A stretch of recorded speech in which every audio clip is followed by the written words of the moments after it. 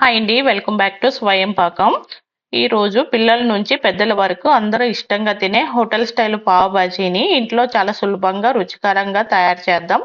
సరైన మసాలా, బటర్ ఫ్లేవర్తో స్మూత్గా ఉండే బాజీ, గోల్డెన్ టోస్ట్ చేసిన పావు, ఈ కాంబినేషన్ ఒకసారి తింటే మళ్ళీ మళ్ళీ చేయాలనిపిస్తుంది. ప్రతి స్టెప్ని ఈజీగా చూపిస్తాను కాబట్టి వీడియోను చివరి వరకు చూడండి. మరి ఆలస్యం చేయకుండా రెసిపీ విధానం అనేది మొదలు పెట్టేద్దామండి.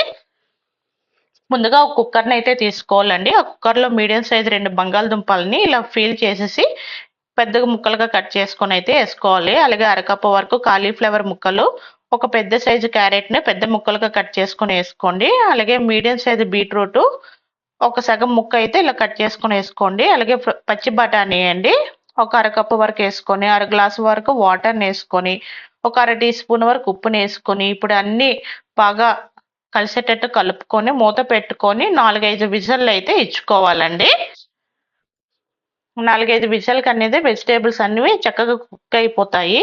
ఇప్పుడు విజిల్ అయిపోయాక ప్రెషర్ పోయినాక ఓపెన్ చేసి చూపిస్తున్నానండి. వెజిటేబుల్ అనేవి ఈ విధంగా ఉడుకుంటాయి. ఉడికిన వెజిటేబుల్ని ఇలాగ స్మాషర్ ఉంటే దాంతోనైతే బాగా స్మాష్ చేసుకొని అయితే పక్కన పెట్టుకోవాలి.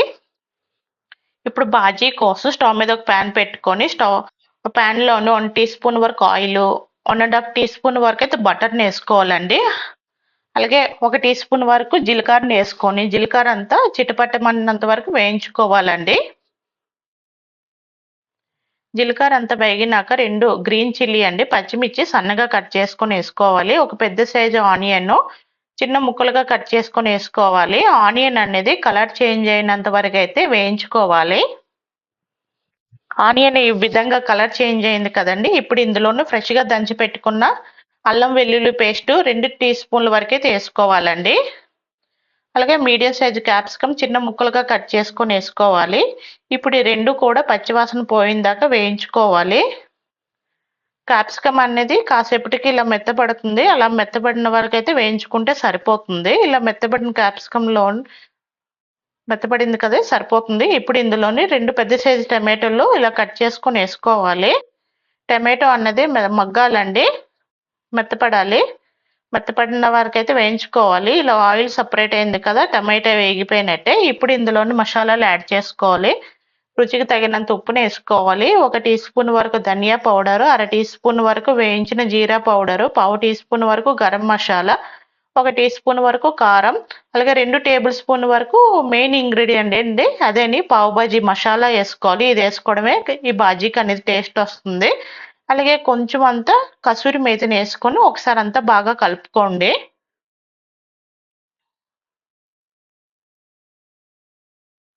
ఇలా బాగా కలుపుకొని మసాలా అనేది వేగనివ్వాలండి. ఇప్పుడు మసాలా మాడిపోకుండా ఉండడానికి ఇందులోనే ఒక పావు కప్పు వరకు అయితే వాటర్ని అయితే యాడ్ చేస్తున్నాను.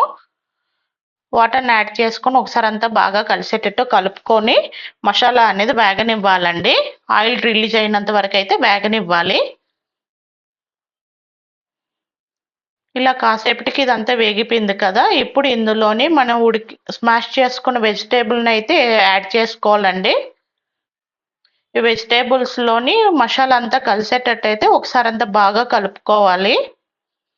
ఇలా బాగా కలుపుకున్నాక కన్సిస్టెన్సీని అడ్జస్ట్ చేసుకోవడానికి నేను ఇందులోనే అరకప్పు వరకు అయితే వాటర్ని అయితే యాడ్ చేస్తున్నాను.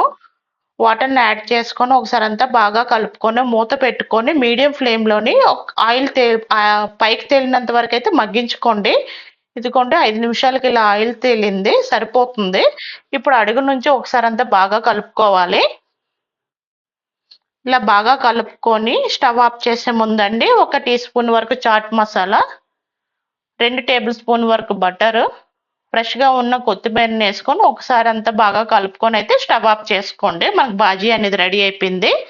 ఇప్పుడు పావు అనేది రెడీ చేసుకోవాలండి మనం.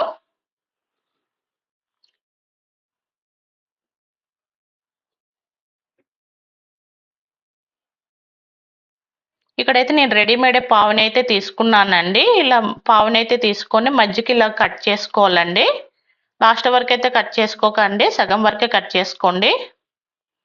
ఇప్పుడు స్టవ్ మీద ఒక ప్యాన్ పెట్టుకొని ప్యాన్ అనేది కొంచెం వేడెక్కినాక 1 టీ స్పూన్ వరకు బటర్ని వేసుకోండి.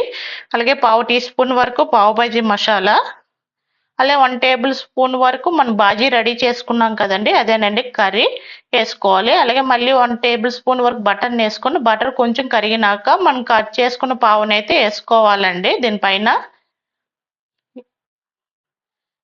ఇప్పుడు ఒక సైడ్ ఇలా పెట్టుకోండి. కొంచెం రోస్ట్ అయ్యాక రెండో వైపు తిప్పి అది రెండో వైపు కూడా రోస్ట్గా కాల్చుకొని అయితే తీసుకోవాలండి ఈ పావు అనేది.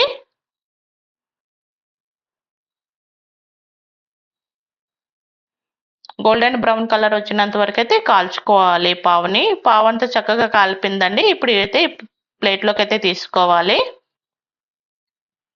ఈ పావుని బాజీతో సర్వ్ చేసుకోవడం అండి. సర్వ్ చేసుకునే ముందు తినే ముందు కొంచెం ఆనియన్స్ అండి, ఆనియన్స్ ముక్కలు సన్నగా కట్ చేసుకుని వేసుకొని అలాగే 2 చుక్కలు నిమ్మరసాన్ని పిండుకొని ఈ పావుతో సర్వ్ చేసుకుంటే చాలా బాగుంటుందండి. అంతేనండి, ఇంట్లో ఈజీగా పావు బజ్జీ అనేది మనమే రెడీ చేసుకోవచ్చు. మీరు కూడా ఇంట్లో ట్రై చేసి మీ ఫీడ్బ్యాక్ని కామెంట్లో చెప్పండి. వీడియో నచ్చితే లైక్ చేయండి, షేర్ చేయండి. ఇలాంటి రెసిపీస్ కోసం నా ఛానల్ సబ్స్క్రైబ్ చేసుకోండి. Thank you for watching.